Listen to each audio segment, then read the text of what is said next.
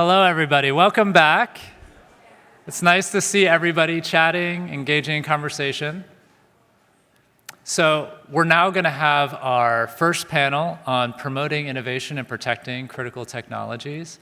And we're very fortunate to have our very own at Georgetown, Dr. Abraham Newman, moderating this panel of luminaries.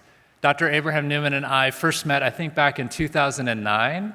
So I can attest that he has been thinking about these issues certainly longer than I have and longer than most. And he has a new book out called The Underground Empire, which I know has been the culmination of many years of research and writing on a new kind of power, a power that exists not within any one nation per se, but in the networks of interdependence that have grown up among them and now create new opportunities and challenges for geopolitical and economic leverage, new political risks. And he's done a great job mapping these networks from financial architecture to information technology to supply chains for semiconductors. So I really can't think of a better person to moderate this panel. And we're delighted to have Kevin Wolf, Emily Kilcrease, and Sarah Stewart join us on the stage for this conversation. They feature prominently in my syllabi for my classes here. I've learned a lot from them, and I hope all of you will too. So please join me in welcoming the panel one for our conversation.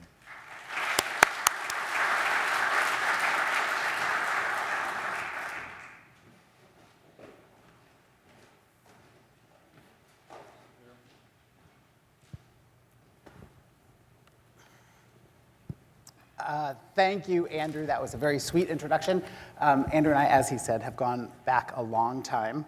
And I am honored to be on this panel with people that in each of these domains know way more than I do about anything. And so we're going to turn to them to hear about their expertise on these issues. I did want to just set the scene a little bit because I think for most people, innovation was a pretty technical and also there was a general kind of a feel that it was about global collaboration and that was the way that innovation would reach its Pareto frontier. And for like in the 2010s, I was involved in a group of Chinese and US scholars that would meet on, it was about mobile technology. And it was really, I think, a very under the radar kind of space, a place where a bunch of nerds sat in a room here at Georgetown and in different cities in China, and we just talked. And then during this interaction, there was the ZTE order, which happened with the Trump administration, and it was during one of those meetings. And you could just feel the chill that went through that group and that room of this group that really had been committed to that open architecture of innovation, kind of getting unsettled. And I think we've only seen that escalate in the last years. And so the question, I think, for this group and for us as a whole is how do we think about innovation in a world where it is increasingly the underpinnings, the infrastructures of that innovation are increasingly being weaponized by different parties involved.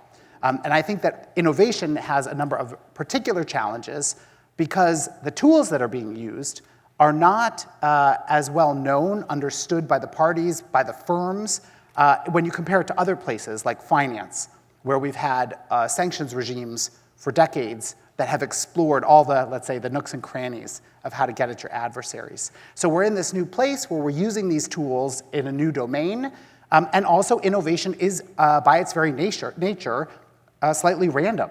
Where is the next innovation going to happen? And if we start to cut people off from these innovation networks, what happens if the innovation starts to emerge in other places? And so for all these reasons, I think it's a really challenging topic. It's at the heart of what will, I think, mean, how does America continue its prosperity and growth in the decades to come? And what will that mean for the world of globalization that we really have been used to for the last decades? So with that, I'm going to turn it over to Kevin, Sarah, and Emily to give us their different perspectives. Kevin Wolf is a partner at Akin, Gump, Strauss, Hauer, and Feld. Sounds like my daughter's name is Micah Newman Pollock, and we often joked that was like a law firm name. But he's also a non-resident fellow at CSET, but in his former life, he had a myriad of experiences in government leading on these very issues. Sarah Stewart is the CEO of Silverado Policy Accelerator, And Emily Kilcrease is a senior fellow at the Center for New American Security. I'll turn it over first to Kevin, then Sarah, and then Emily. Each will give a brief introduction on kind of key comments from their perspective. We'll have a little bit of a discussion, and then we'll open it up to the group. Okay, thanks again to Kevin. Great. No, thanks. Audio check? Yep. So the tool that I'm here to discuss is the export control tool, which are the rules that govern the export, re-export, and transfer of hardware, software, technology, and services to various end users, and destinations to accomplish national security and foreign policy objectives. And this is the area that I've been working in for 30 years, and my entire life is reduced down to that one sentence. So I feel really quite small. And actually, I'm the one that signed the order listing ZTE first. It was at the end of the Obama administration, and then it evolved and then was originally removed by a tweet. But that sort of factors into all this. So these rules that exist to regulate the flow of hardware, software, technology, et cetera, have been around for decades, since Roman times. And during the Cold War, they were largely used as tools to contain the Soviet Union and the Eastern Bloc, and had a broader strategic objective to them. And the US and the Allies all came together, similar ideas of regulating dishwashers going to East Germany. And after the end of the Cold War, the concept and the role and the purpose to accomplish national security and foreign policy evolved into primarily a non-proliferation focused policy tool. That is, what are the items that are necessary for the development or production or use of either weapons of mass destruction or conventional weapons. And whatever those parts, components, software, technology, software are that had some sort of identifiable direct relationship to a WMD or conventional weapon, then the US and its other close allies through 4 different regimes would get together and say, these are the items we're going to control for these objectives if it's going for a civil end use and not for WMD, and there's no risk of diversion to a military end use in a country of concern, it'll approve. And that was in an era where it was much more easy to distinguish between a civil application and a military application. Starting really about the time when I was in government with the rise of Xi and the Chinese Communist Party and the Made in China 2025 program, that concept of what a national security objective is really began to be rethought. And it's how do you apply this same rules traditionally for items that have a WMD-specific application when an entire country is focused on a civil-military fusion doctrine of what are the ways in which we can acquire and use and develop and innovate civil technologies to modernize the Chinese military, which is to the detriment of U.S. national security interests. What are the ways in which we can use these widespread, widely available commercial technologies for mass surveillance or human rights abuses? What are the ways in which we can acquire otherwise uncontrolled civil items for use in achieving strategic economic dominance objectives over non-Chinese countries for the benefit of Chinese industry to the detriment of U.S. and other allied industry? And so beginning in 2017 and then ending in 2018, there was a rather thoughtful, completely bipartisan debate about how this concept of what national security should be and how the role of export control should evolve. And that led to a new statute, the Export Control Reform Act, which was a bookend to new controls on foreign investment rules, which had a similar policy analysis. And now what we're in by rules that were published last week, and there's a long history in between, is the U.S. has adopted a broader than classical national security objective, a strategic national security objective specific to China and Russia, that even for items that don't have an obvious or clear or direct relationship to the development or production or use of a weapon, if as a result of achieving broader strategic objectives, giving the enabling characteristics or the force multiplying characteristics of certain technologies, advanced node semiconductors, that which is related to AI applications, the semiconductor manufacturing equipment relevant to it, and eventually quantum computing, if the kind of activity or the kind of technology, even though on its face is purely civil, the Biden administration has determined that there's a broader national security threat with respect to China in having and acquiring those technologies.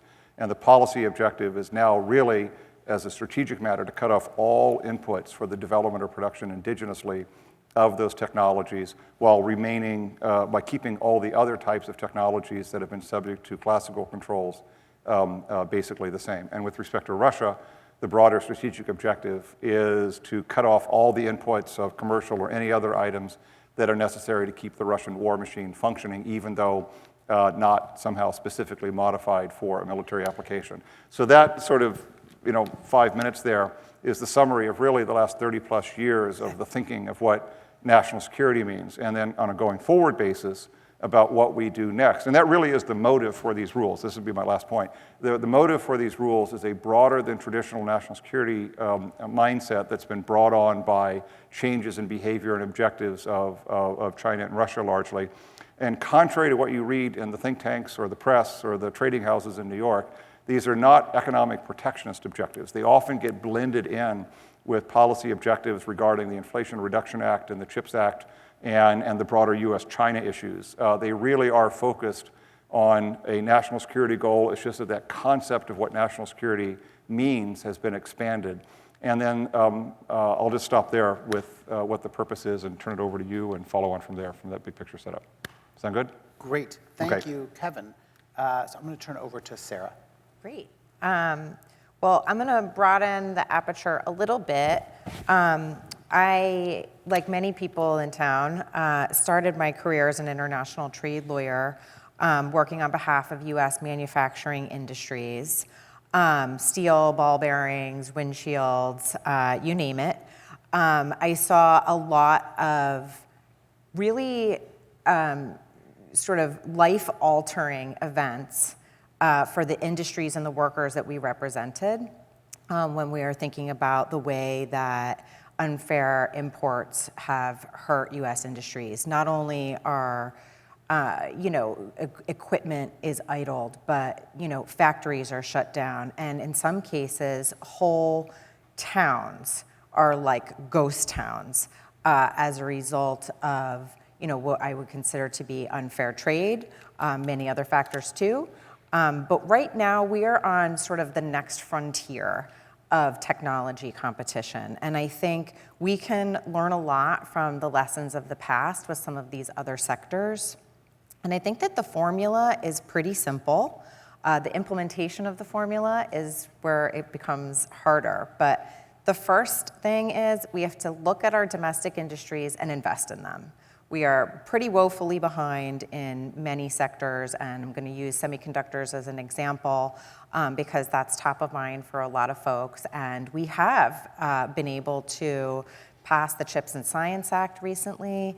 This is, a really, I think, unprecedented move in a lot of ways. And it's important that we're investing at home, not just from the private sector, but, how the government invests, to what extent, and how much the government is involved.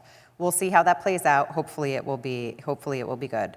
The second part of the strategy is to not just have the domestic focus, but what is the international focus to make sure that you are protecting innovation, to make sure that you are not letting factories be idled and towns be wiped out. And that's where I think we have to really look at what is the U.S. going to be doing from an international external focus, and who are we going to be doing it with? So, ideally, with a lot of the work that we would do, whether it's investing in more resilient supply chains, allied shoring, friend shoring, those are kind of the positive aspects of what we can be doing on an international basis. But we also can be looking to coordinate with our allies and key strategic and economic partners on aligning on our defensive objectives as well, whether it's export controls or sanctions or inbound or outbound review mechanisms, tariffs. Those are things that can be coordinated as well. So you've got make the investment, and then you've got protect the investment. So that's the formula. I think that it's really hard to think about how the U.S. can do all of these things alone. So having this more international partner focus is really important. And I just want to give a couple of examples of things that we've been working on at Silverado, where if the U.S. alone were responsible for dealing with this issue, we would have, we wouldn't be able to have as widespread of a beneficial result. So The first is, and Kevin alluded to this in his comments, after Russia invaded Ukraine in January of 2022, we saw a pretty unprecedented coalition of countries come together and implement sanctions and export controls to prevent Russia from being able to, continue on the path. At Silverado, we started looking at what that meant in terms of the trade that was flowing to Russia.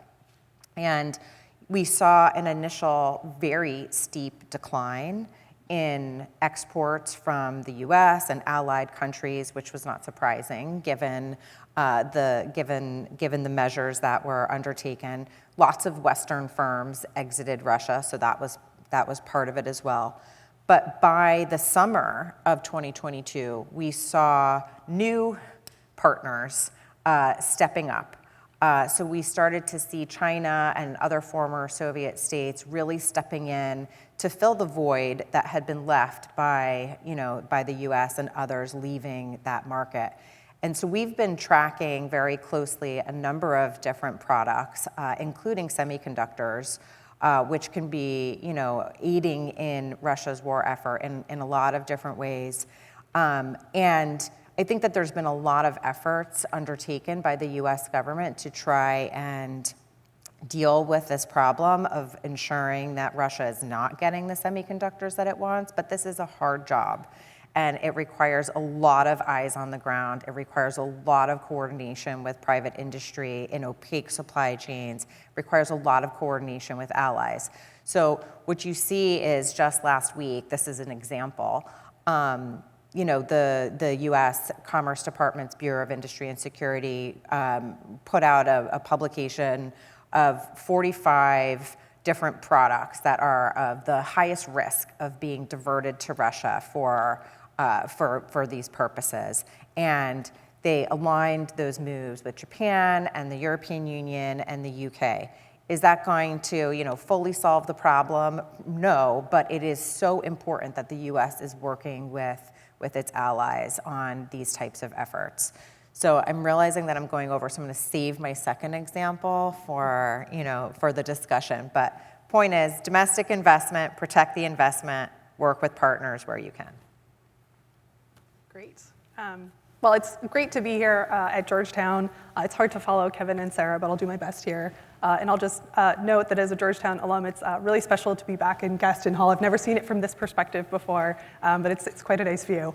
I wanted to talk about these issues of economic and technology competition in the broader framework of our international economic policy and how we're using the range of international economic policy tools available to the United States to manage the competition with China. Because a lot of this, the shifts that Kevin's talking about and some of the complexities that Sarah mentioned are really about how do we manage our strategic competition with China, a country that is at once one of our biggest economic partners and one of our most formidable strategic competitors.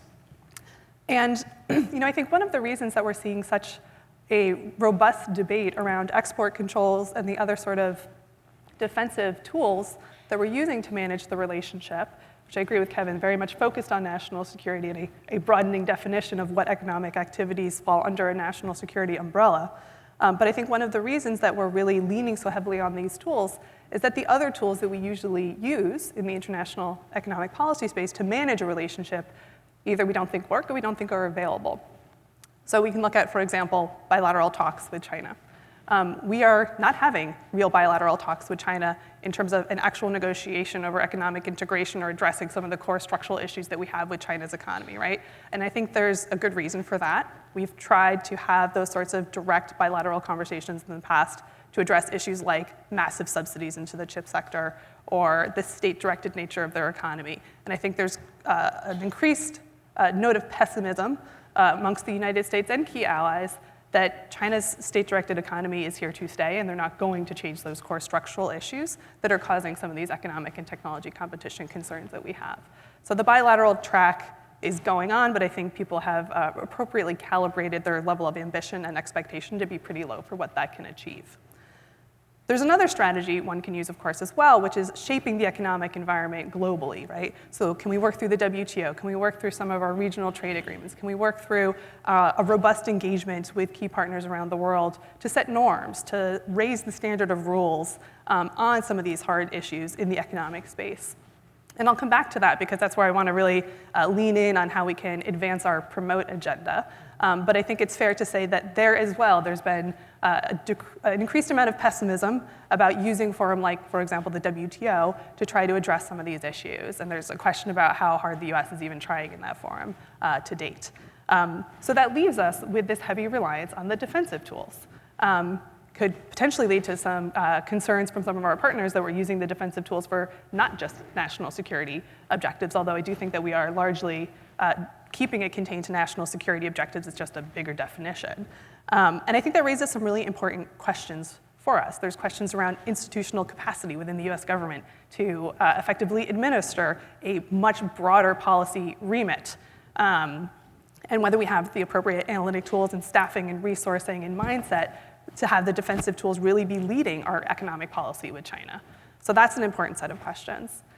It also raises some questions around cost and whether we really understand how we're measuring the economic and strategic costs of these measures. It used to be the case that these sorts of restrictions would apply to a relatively limited scope of economic activity. That's changed, right? Like the amount of activity that we're restricting through these measures, I think, is going up. But what I don't think we've really grappled with is how to assess the cost to the US economy, to the competitiveness of US firms, to our own technology innovation ecosystems over the long term. So when we look 5 or 10 years down the road, what will our chips industry look like? What will our AI industry look like? Will these defensive measures really have served a useful purpose in advancing a US leadership role, or are we just trying to keep the other guy behind? And I think that's a real question that we've not really grappled with. And then the last question, and this is where I want to pivot back to the promote agenda, is what do these dynamics mean for how we're engaging in our international economic policy, right? And so there's, for those of you who follow the trade policy issues, there's a really robust debate about how we can use trade policy to advance US technological competitiveness. Clearly, we're not going back to traditional foreign free trade agreements, right? That seems to be very out of vogue these days. We're trying a new structure with the Indo-Pacific Economic Framework, or IPEF, and some of these kind of more loosely structured dialogues. But I think what we're going to see in the next couple of weeks, particularly at the APEC summit, where we're supposed to have some big announcements about what IPEF has accomplished, is that it hasn't really accomplished much of anything. And as a former USTR negotiator, and I know that some of the lead negotiators are some of the best negotiators we have in the government, it was just an impossible mandate, right? Like we were trying to ask other governments to sign up to certain commitments without providing them any sort of tangible benefits in return, and that's typically how we get stuff done in a trade policy context. And so where does that leave us? It leaves us without a real structure for how we think about these sorts of issues and how we organize our coordination and our activities with our key partners and allies. And I think we need to really do a deep think about how we restructure these sorts of engagements, recognizing that the economic security issues are at the fore of many of our policy conversations and policy concerns with key partners and allies. We need to have a forum where we can engage proactively on those, and we need to get back to the question of how do we integrate our markets. Because fundamentally, when we're talking about the defensive economic measures with China, you're talking about reducing market access. You are cutting off opportunities for economic growth in one of the largest markets in the world. And I think that is a very appropriate and necessary thing to do for many of the national security reasons that you hear from the government, but it is nonetheless a hard economic truth that our firms are really struggling with. And one of the ways that we can try to address that is to give opportunities elsewhere. And so I do want us to have more of a conversation around what that sort of agreement and what those sorts of trade policies would look like. We're doing a little bit of work at CNAS trying to think about like an economic security agreement with key partners, where you're really working to align with those partners on export controls, on investment screening and the like, but also thinking about how do we align on subsidies? How do we make sure that as we're all giving huge grants to particular sectors, it's not a race to the bottom, that we're really coordinating those measures? How do we think about actual integration of markets? How do we align our digital trade policies, for example? What is, when you look on a sector-by-sector basis, what are all of the policy levers across the promote and protect spectrum that we need to be pulling to make sure that we are still advancing that leadership in a very difficult context where you're taking large chunks of one of the world's most consequential economies off the table? So, fantastic. Great. So I have a bunch of topics that I'm going to throw out, and I don't expect, you don't need to answer all these things. You can pick and choose what you'd be interested in engaging with, and hopefully I'm going to kind of do a few rounds of these, so if you don't feel moved, we can wait till the next round, but I think that there's a lot of issues to cover, and so hopefully we can get at some of them.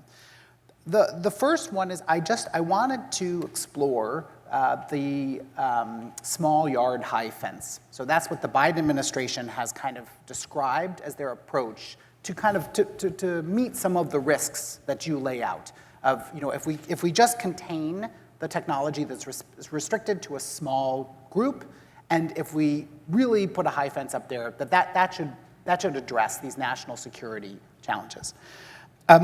But I think that there's a few question marks with this approach that I wanted to kind of get your thoughts about. So one of them is how do we signal to our allies and also our adversaries that yard will stay small and that it is predictable? Because I think there is the concern that you could imagine a different administration take the reins and quickly move the fences to be a bigger fence. And so what are the different ways do you think, either through domestic legislation or through international agreements, that there could be some kind of transparency, bounding, or what's the solve for, because I think a lot of our, I was in Berlin for the last year, a lot of our allies were saying, well, this is, that yard could quickly turn into a forest. The second question about this approach for me, are the fences really that high? And my concern here is about really how the process of creating the rules, the restrictions, work and are implemented. We saw recently our commerce secretary, she went to China, and the Chinese released a new phone kind of in her face to say, haha, we've gotten around the fence.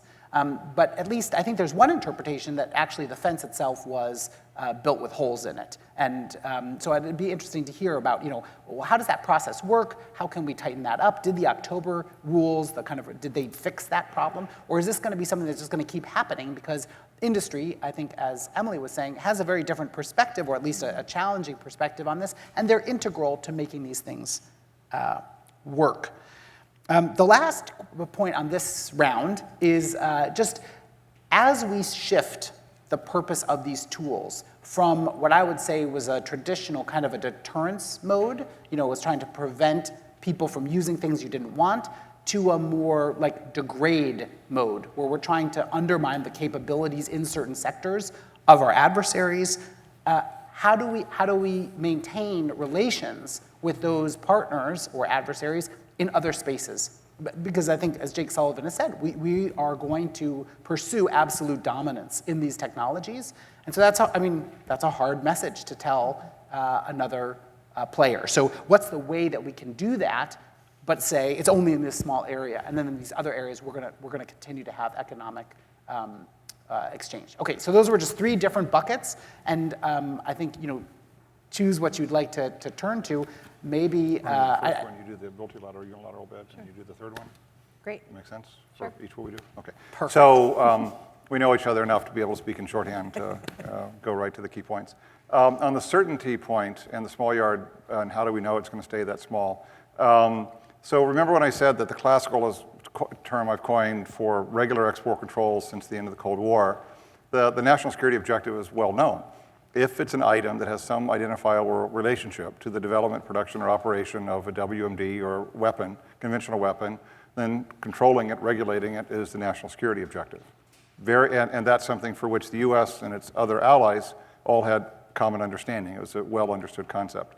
What we've done now is expanded that concept of what national security is, and that inherently by definition gets into the commercial space. And since this is we're at an inflection point in this thinking about what national security means, inherently there's uncertainty. And so at the end of my day, it was sort of an idea. In the Obama administration, during the ECRA discussion, it was more abstract. We need to think more broadly. The Trump administration took lots of actions, but there wasn't a coherent narrative. In the first year of the Biden administration, they were pretty much completely silent. And it wasn't really until September of 2022 when Jake Sullivan actually articulated a crisp standard for what the national security objective was. And the concept he referred to which has since become the driver for all action since on the China side, not on the Russia side, has been to identify the enabling technologies, those force multiplying technologies that as a structural system, as part of the Chinese economy, are what's needed to give the Chinese military a military advantage over allied militaries. And that then translated itself into 3 tiers of technologies. And on the export control side, it translated into that which is the key inputs for artificial intelligence development and application, which is the key inputs for developing or producing advanced node semiconductors, and then the key inputs for developing supercomputers and quantum computers. So on one hand, in terms of the certainty you seek, national security is always going to be uncertain because national securities always evolve. And so it's never really going to be possible to be completely certain, given that we've broken out of that classical template. But on the other hand, the Biden administration has been about as certain as you can be in a squishy national security objective, because if you look at the outbound investment executive order, if you look at the CFIUS executive order, if you look at the October rules from last year and the rules that were published this year, although insanely complicated, they're really sticking on the export control side to that enabling technologies, that force multiplying technologies. And that's what the administration is defining as the small yard. It's a really, really big yard if you're in that industry. It's your whole business if you're in that industry. It could be, the difficulty with that, although it is clear, and for national security experts, it's as clear as probably it can be. For most of industry, it's incredibly unclear. The number 2 things that I hear from CEOs at companies, which is they keep waiting for what the other shoe is going to drop. What new technology is going to be controlled? And they just say, please just tell me what I can do and what I can't do. I don't care, just tell me. And the uncertainty is really rampant throughout the industry side, notwithstanding what I think from a policy perspective, it's actually unusually clear in a novel national security joke, but still in the ecosystem, it's really uncertain. The other difficulty with it is that although Jake Sullivan and the Biden administration have articulated as clear as possible of a novel, non-classical national security objective with respect to these controls, the allies aren't still really on board yet. And what Emily's going to talk about here in a minute is that whenever you have a control, whenever you're regulating the flow of something, and it's only done by one US country going to your innovation point and driving things out, inevitably, and I've been doing this 30 years, and this has happened over the decades with satellites and with night vision equipment and machine tools and encryption and a whole other set of sectors where the US went out ahead of the allies without the allies on board. Although those controls are very effective in the short term, given US dominance in that key sector, eventually over time, and it's a number of years, is different depending upon the technology, you lose that effectiveness. The Chinese get exactly the same thing, it's just made overseas, and the US industry becomes harmed because all the billions that would have normally have flowed to them to do the innovation and development and the R&D to out-innovate their competition is now flowing to their competition who are not subject to the same restrictions. So I'll stop there because that's a transition to your point, I think. Yeah, well, you actually just made the multilateral point very well. No, that's okay, because it gives me a chance to pick on this terminology about the small yard high fence, because I do think it was a really interesting rhetorical shift when we saw that phrase come back into play, because I think when that famous Jake Sullivan speech was first made, and he said, our goal is to keep China as far behind as possible. Like, that was a shift in policy, right? It was we are going to draw a line in the sand and say that there's certain technology areas that, whether it's for military, commercial purposes, we just think it's a de facto national security risk for China to advance. I think that why they're now using that framing of small yard high fence is directly speaking to the allies. I think that is part of how they're trying to message to some of our key allies as they're trying to get the alignment on the controls in some key areas, that this is not going to be our approach on everything. It is going to be a small yard high fence. And I think that shift is very much how they're trying to assuage some of the concerns that we've heard from allies about the proliferation of additional concerns. I think the problem with that argument is that they've also identified what's in that small yard as the key technologies of the future. And so that's like a really important small yard. So I do think that causes a little bit of tension. I want to touch on the Huawei phone case. I think there was also some announcements about YMTC potentially having a breakthrough over the weekend. I think it's a little bit too early to tell if the controls haven't worked, right? Like, I think it takes a while for the controls to really have the effect that you would want them to because of stockpiling, because of additional advances that you can eke out of your existing tooling stock and that sort of thing. So I think we should be worried about those advances. I don't know that we can say yet that that means that the controls haven't worked. I think we should still keep an eye on it, but I think it's too early to tell. On your last question, really quickly about how do we maintain relations with China while we are taking some very interesting and novel and expansive actions on the national security side. Here, I think, is where the bilateral dialogue comes into play and is really important. I think the administration has relatively effectively used that to communicate, not negotiate, to communicate about why we're taking these national security measures and to try to make sure that we are being as predictable and clear as we can about talking about those sorts of measures, while also sending the message that there are other sectors, there's other opportunities, like travel and tourism, like not pharmaceuticals, like skincare products. We need to widen the aperture a little bit beyond skincare products. But it's a good example of where there's plenty of areas of economic activity where we can have ties, where it's not a direct national security threat. And I think it's important that we keep having those bilateral conversations so we can start to see where there might be progress made and to just have that channel of communication open. I think small yard, high fence will be a moving target. I agree that it's like largely cabined in, but I think as the next technology comes, or the next administration, or the next threat, we'll see how that changes. I think, are the fences high enough? In some cases, maybe not in others. Case in point, the Russia example that I gave earlier. I don't know if we could have made an even higher fence that would have helped with evasion. That just kind of is what it is. So you have to think about not just the control side of it, but the enforcement side of things as well. And to the last point, I think I have a lot of skepticism about whether or not we're going to be able to continue working productively outside of skincare with China at this moment in time. I think that there's a real intensity to keep ratcheting up of tensions.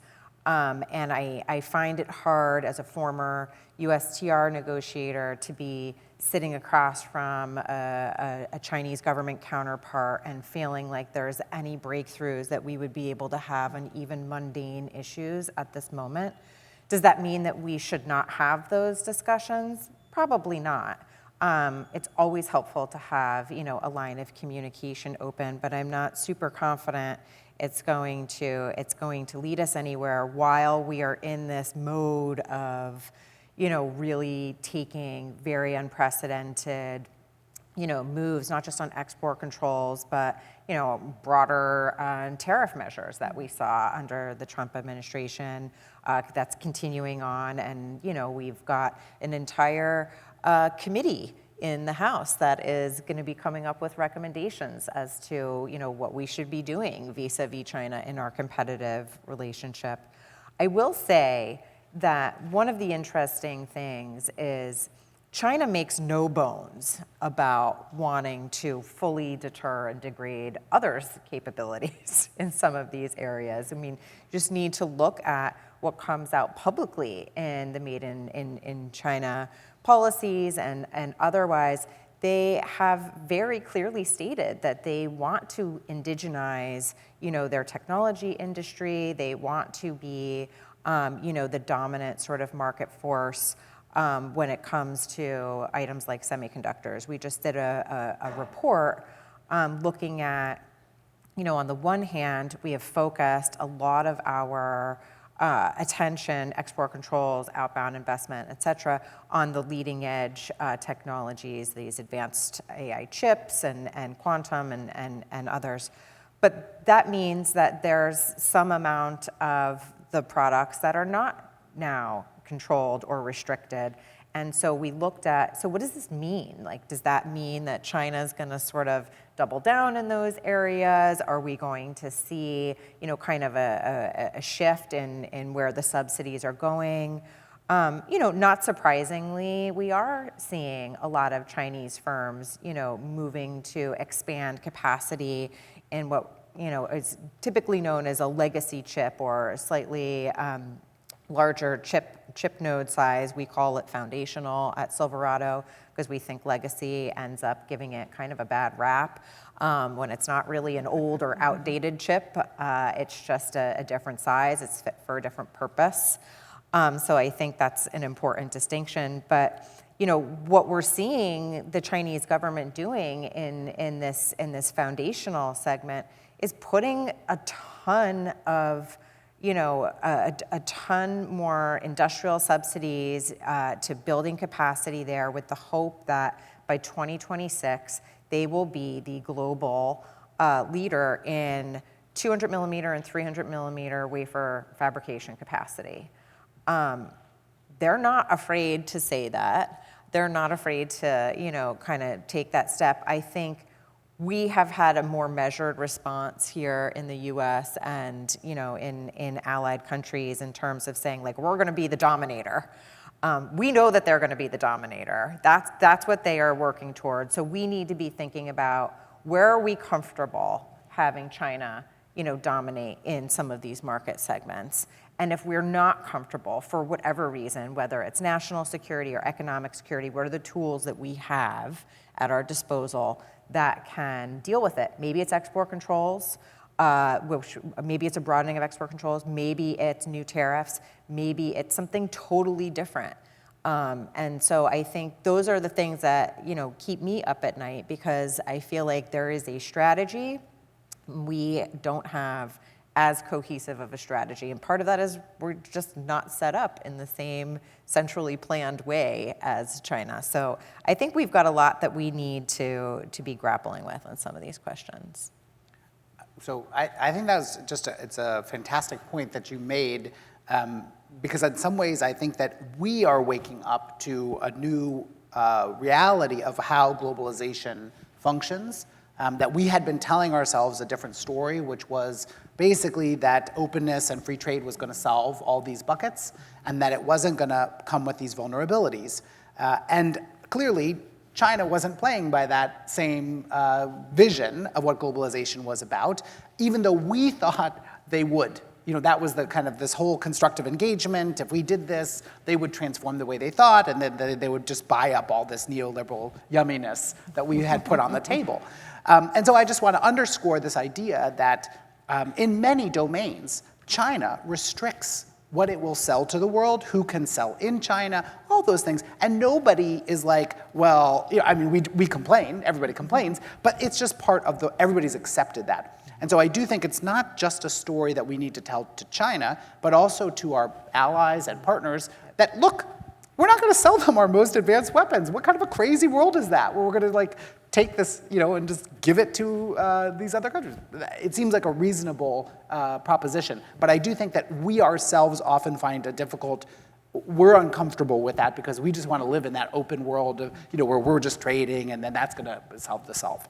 I do think, though, as you also said, Sarah, it's so hard when what is at stake is like what used to be a graphics chip for games. It's like NVIDIA. Who thought NVIDIA was going to be this new weapons device? I don't, maybe, I don't know. I thought it was for fun. So those kinds of problems emerge when, 23andMe becomes the vulnerability, when people thought that was just kind of a, kind of a fling.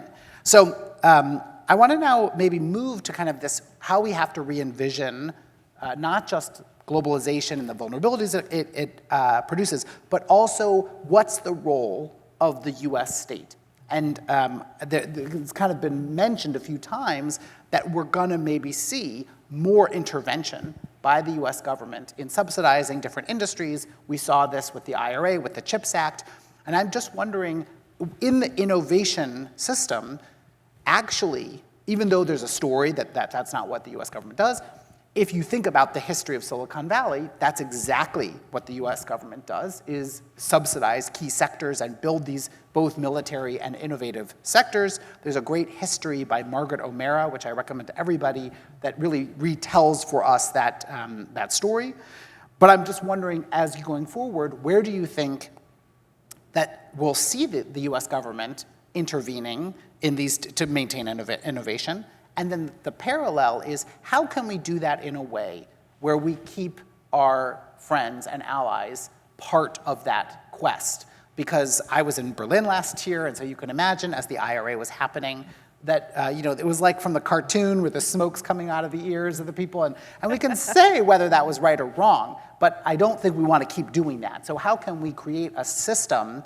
We had a system after World War II that integrated allies into our economic vision, and I'm not sure that we do right now. So what could that vision be? You're going to do the promote comment? Yeah, I can start with that. I mean, I think the question of how the government intervenes matters quite a bit, because you can compare the wrath from the Europeans over the IRA with the reaction to the CHIPS Act subsidies, which were crafted in a very different way and did not provoke that same sort of anger in some quarters, because those are the chip subsidies were much more consistent with WTO disciplines.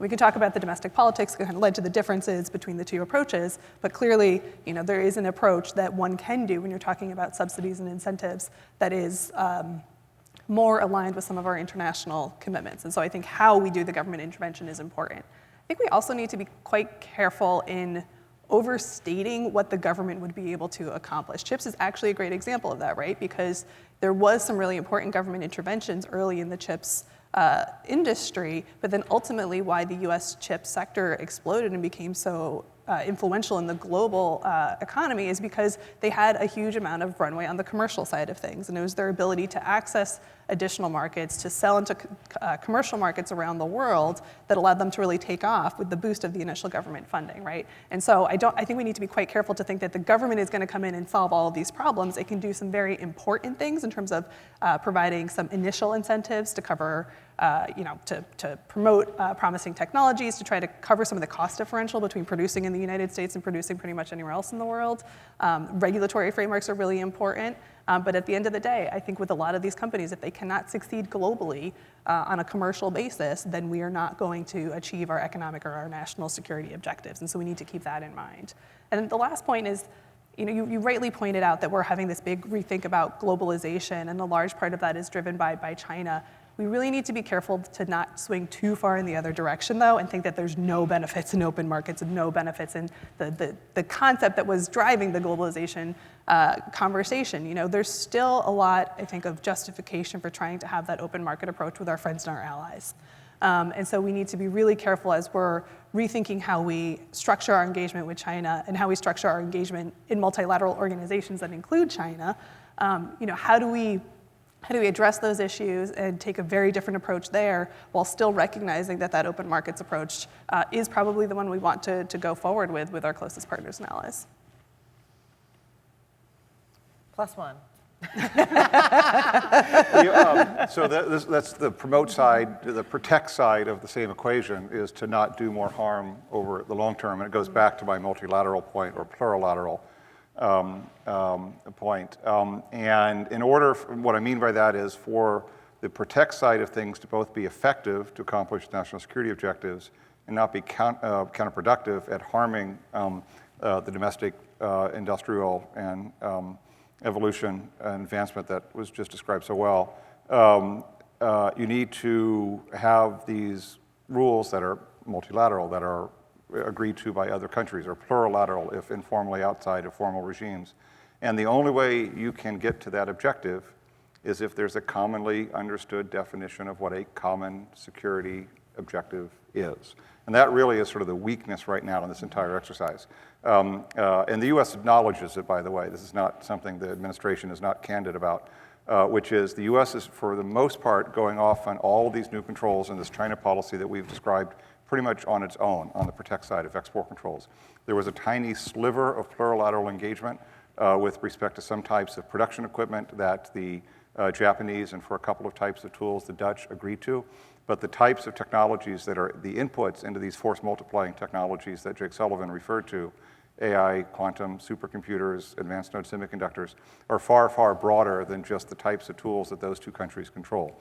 And for everything outside of those sectors, unless the allies and the US come to a common understanding of what a common security issue is, eventually what you will have is, or what you have now, which will eventually have counterproductive impacts, is a structural system which will create incentives for companies to do the design development work outside of the United States, and because of the need for the global markets in order to out-innovate the competition, which is so critical to innovation.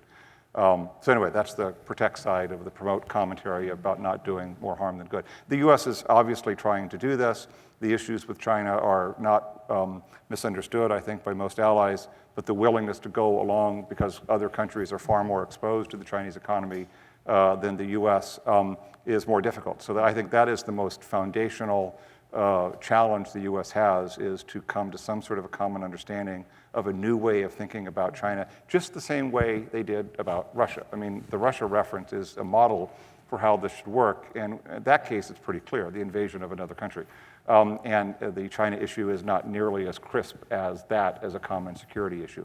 But nonetheless, for the effectiveness and non-counterproductive aspects that I referred to, some sort of an articulation of that is needed. And I think Jake Sullivan has done that. It just requires time and discussion and education and evidence and advocacy. And then on the sweetener side, in terms of creating new markets, you can create incentives for the allies in the US to work by reducing those barriers on visa access, by reducing the tariffs that exist by and among and between to have trade deals with the close allies as an incentive to find new markets that are being lost with respect to China, to reduce the friction on trade that's purely regulatory by and among and between close allies. And AUKUS is a tiny example of that on the defense trade side. It's a defense pact which is meant to basically, whatever the regulatory impediment is on doing defense evolution and advancement in each of these key sectors by and among between Canada, the US, and Australia, that's an example of the sweetener side to the common security objective issue that I was referring to.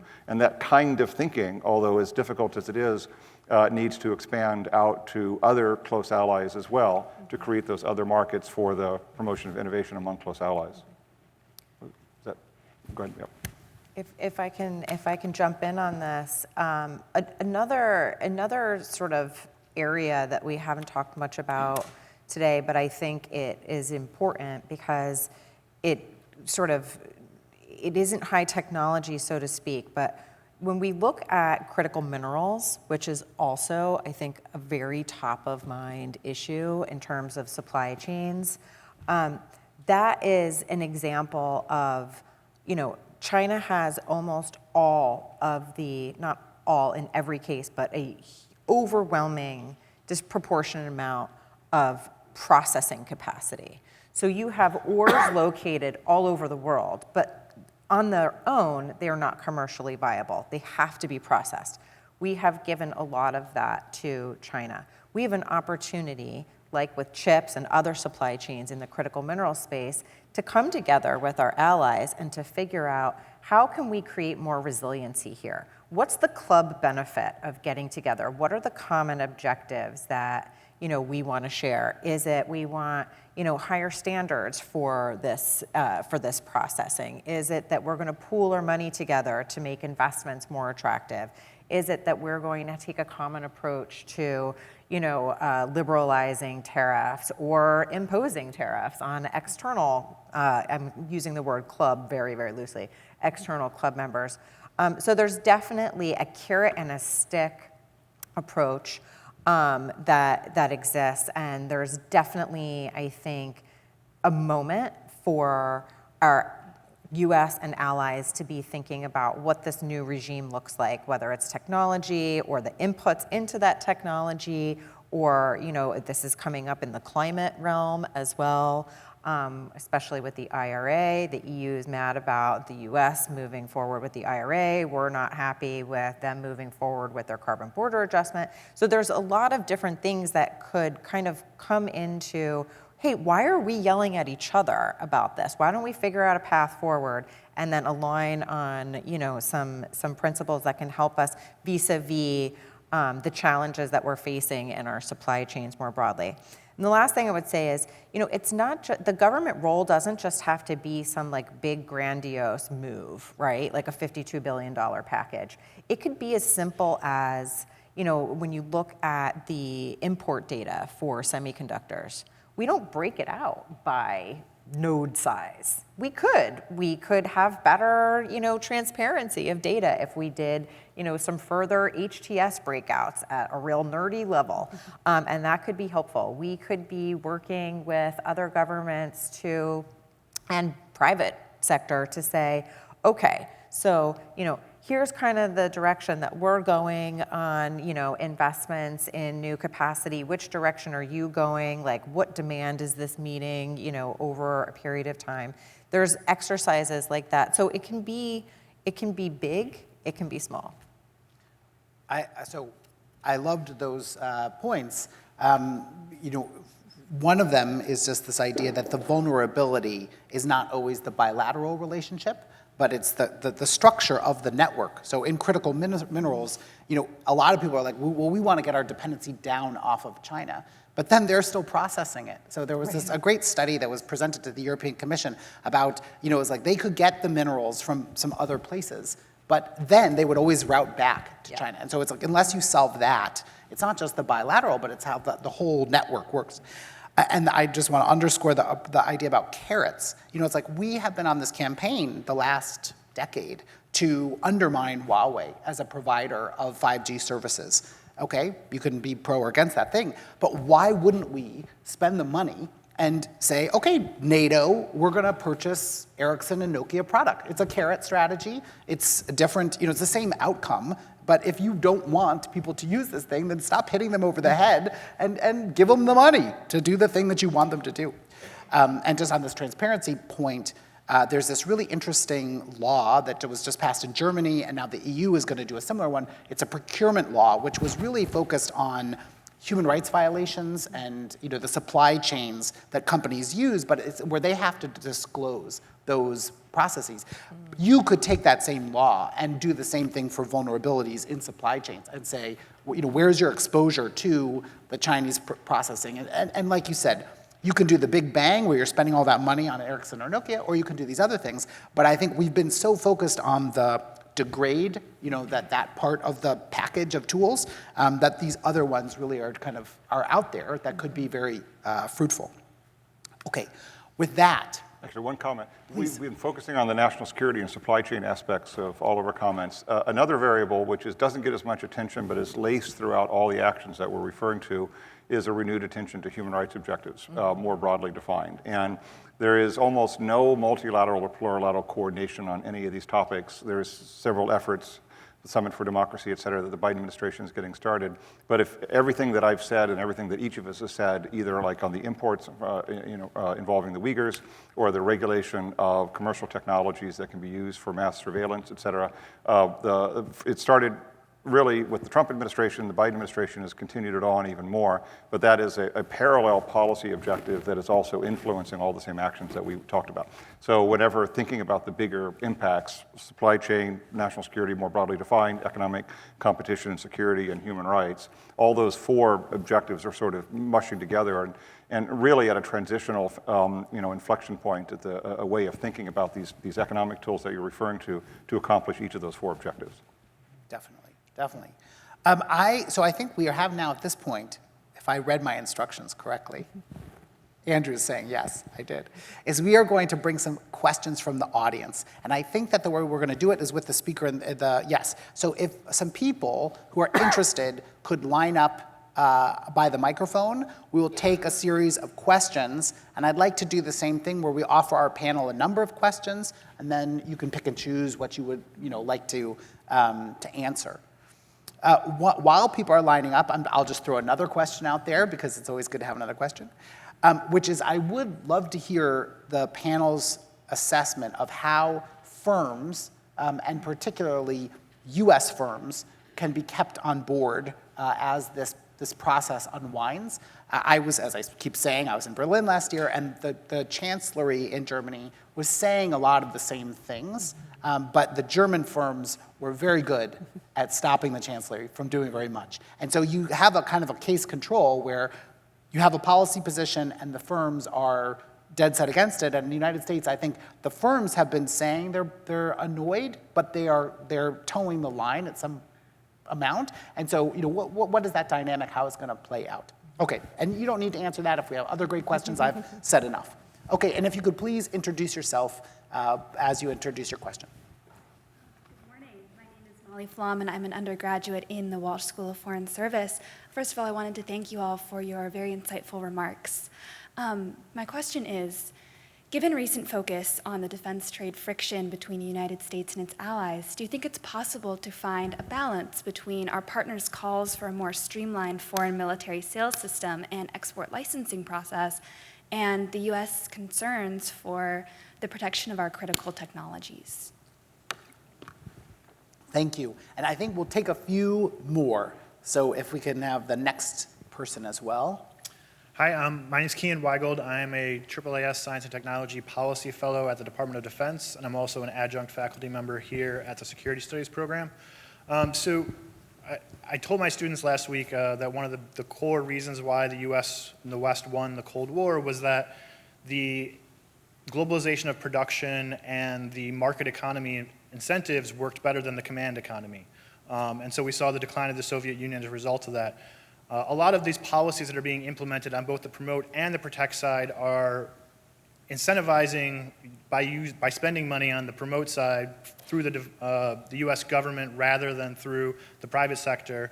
I know we already talked about that, but also on the protect side, the Chinese primarily have relied on a command economy. It's a very mixed economy, and a lot of times the reasons for why the U.S. isn't going to indigenize production is said that, well, they're going to indigenize production through their own mechanisms anyway. They're going to redirect money to that.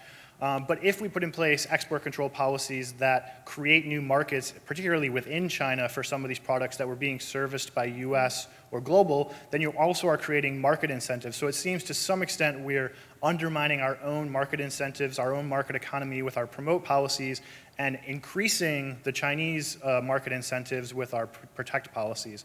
So I just wanted to know how much that should be weighed into our policy decisions as protecting our inherent advantage of using a market economy versus a command economy. Great, and let's take one last question, and then we'll get some responses from our panelists. Good morning. Thank you all for being here today. My name is Divjot Bawa. I am a second-year student in the Security Studies program.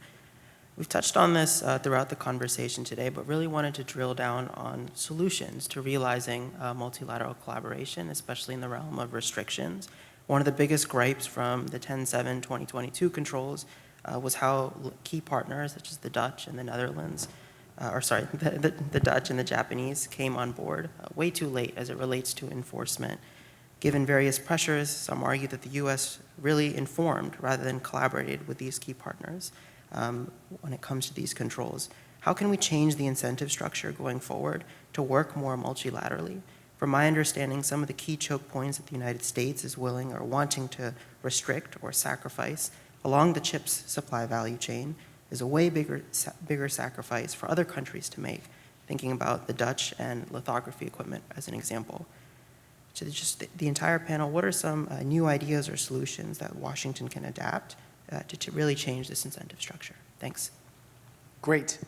And so now I'll turn it over to the panel. We just want to do the order. I'll do the defense trade one. You can do the counterproductive, and let's mix it. So on the defense trade one, I spent 7 years of my life in government trying to accomplish that objective, i.e. reducing friction by and among between close allies on defense trade in order to enhance common security objectives and reduce incentives to design out U.S. content and allow the government and its resources to focus on the types of transactions that mattered most, because the system that I inherited when I started at the beginning of the Obama administration was oddly enough mostly focused on controlling trade with close allies, and we didn't have enough time to focus on China, Russia, and other issues of concern. So that question, I have a 3-day answer to it. But I think really just to the core question on reducing barriers on defense trade by and among between allies, just look at the script that's going on now with the AUKUS decision.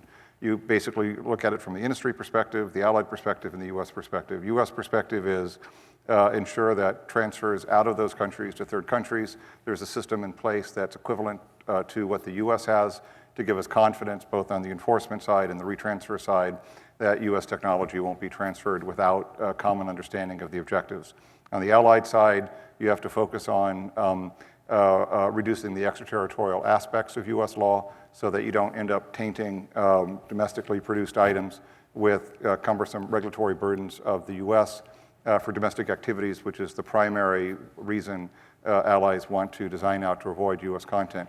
And for US industry, the key thing is that whatever the solution is, it has to be simpler than the problem. And if you start creating, and this is where the Australia-UK treaties during the Bush administration failed, which they had the sort of same objective as what's being discussed with AUKUS, but the solution was so burdensome and so complex and so convoluted that it was simpler to do nothing and stick to the old system. And that's sort of the key lesson for the government in crafting this new AUKUS system, that the solution has to be simpler than the problem, otherwise industry won't work with it. So anyway, that's my 2-minute version of the answer on reducing defense trade burden on the foreign military sales and defense side. So. Yeah, let me add the question about whether we're turning into a command economy, if I may somewhat butcher the question. I think it's important to remember, from the U.S. perspective, we are starting from the base of very open markets, right? And so the question now is how far up the chain do we go in terms of introducing elements of stronger government intervention and for what purposes? But I do think, overall, we are still focused on measures that are trying to take into account economic incentives and using government policy interventions to nudge things in a certain direction. So if you look at the CHIPS Act incentives, for example, how they were structured, it's not to set up like a US government funding stream for domestic production in perpetuity. It's really trying to crowd in private investment and to set some clear parameters around that. Now, it's a big experiment, and we'll see how well we do with that. But I do think that the general posture is to try to leverage some of the advantages that we have and have just enough government intervention to try to shape incentives in an appropriate way and in a way that actually meets our national security objectives. I think the question about the incentives in the Chinese market, it's a good question, right? And I think we've all spent a lot of time thinking about that. I think what we've heard from the administration is that they assume that China's already putting 200% into indigenous innovation, and so they're just going to keep doing that. I guess I'm a little bit more skeptical about that position. I think for a lot of the commercial firms in China, if they have a choice, and the choice is between better Western technology and less good Chinese technology, they're usually, if they're permitted to legally, they're going to choose the better technology. And I think one of the things that we need to watch for in terms of how those incentives are shifting now is that we've removed that choice in certain key areas. And so if you remove that choice, how is the commercial activity going to reshape around it? And so we do need to be looking really closely at the Huawei example to see how they got to that level of innovation, how they got to that level of scale, and to what extent our controls are actually achieving what we need them to achieve, or are we just putting controls in place and then the networks and the economic activity shift around them in a way that kind of render the controls inefficient. I think when we talk about solutions, I think it's really important, both on those issues and the ally issues, to start with facts and analysis. Which sounds like an obvious point, but I think there's just a huge amount of work that we need to do to be measuring the cost, to understand how these policies are having effect over time. I really like Sarah's nerdy point about the trade data and the export control data, because I think that's absolutely right, because I think when we're talking with our allies, there is still a really big strategic disconnect with some of our key partners on the China threat. But where we can have success is when we go to them with a specific problem and we say, we are seeing this, this is our intelligence, this is our data, this is our analysis, and this is what we need you to do. So in some respects, I think a lot of this, we spend a lot of time talking about big frameworks, and I think we need to have that conversation, but I think a lot of it can be kind of bottom up as well, working on specific problems with allies and making the specific case for it. I will take the last couple questions. On how do you keep firms on board? So I did work in the private sector at a company that cared about this prior to working at Silverado. And I think one of the most important things for us was having the ability to talk with policymakers as these policies are being developed and to be able to bring our experts in. I mean, I was a government affairs person. Yes, I'm an international trade attorney, but I'm not an AI expert. So, bringing in the people who really understood the technology and the business people who really understood the impact of certain measures to talk, directly with policymakers, I think is so critical. The government does an amazing job and has an incredible group of experts, but they're also not always experts on all of the things. So you really need to have all of those data points. Now, that all being said, sometimes you have to move politically for various different reasons, that's going to move in a direction that the companies don't want. But if you're working with the companies and you're understanding, where they're going to, bump up against, sort of issues for their shareholders or issues for their sales in different markets, it will help. I think to tailor the policy, and then at the end of the day, companies are going to adjust under sort of a cover of a government regulation. They're going to have to move forward and work on the compliance, and sometimes that is an easier move than a voluntary move by a company. On the multilateral piece, about how do you sort of incentivize your allies to join forces, whether it's on equipment export controls or on having Huawei in your telecom infrastructure. If there was an easy answer, it would be an easy solution. I don't think that there is an easy answer. Kevin would probably even know some of this from his time in government, but my own view is that it can't be, the conversations have to be broader than just the issue at hand, because it is going to be very difficult to just plead, hey, Japan, I know this is going to really hurt your company. It's going to hurt our companies too, but what else is on the table in that negotiation, I think is an important piece. And are there market access sweeteners? Are there other sweeteners that are maybe outside of the export control conversation? I think it underscores why it's so imperative that we have a new regime sort of, that develops here, where there's some common objectives and, that will help to make those conversations easier, because we've already agreed that X or Y is bad and we want to, counter that, versus kind of a more ad hoc kind of process that we're in now. What she said. And just, I think, to underscore something that Emily said was in the solution side, like what are the solutions that we should be offering? And here, I definitely think that our allies often have a number of buckets of things to offer us that we can learn from as we're trying to navigate this new minefield that we're in. And I would say that we often take the hubris of saying we know what we're doing and we're leading here, and that's fine.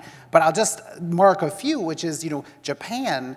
They have been at this game for a much longer period of time because they were confronted by China much earlier in this technology sphere. In 2010, they were threatened with their critical minerals would be cut off, blah, blah, blah. That's a whole story. But they've developed a cabinet ministry that's dedicated to economic security. They have a whole legislative package that deals with economic security. It's delegated to the agencies of how it will be implemented. It's just one example where there's an institutional apparatus that's been created, which I think we kind of have like a lot of Band-Aids and bring this person from over here to over here.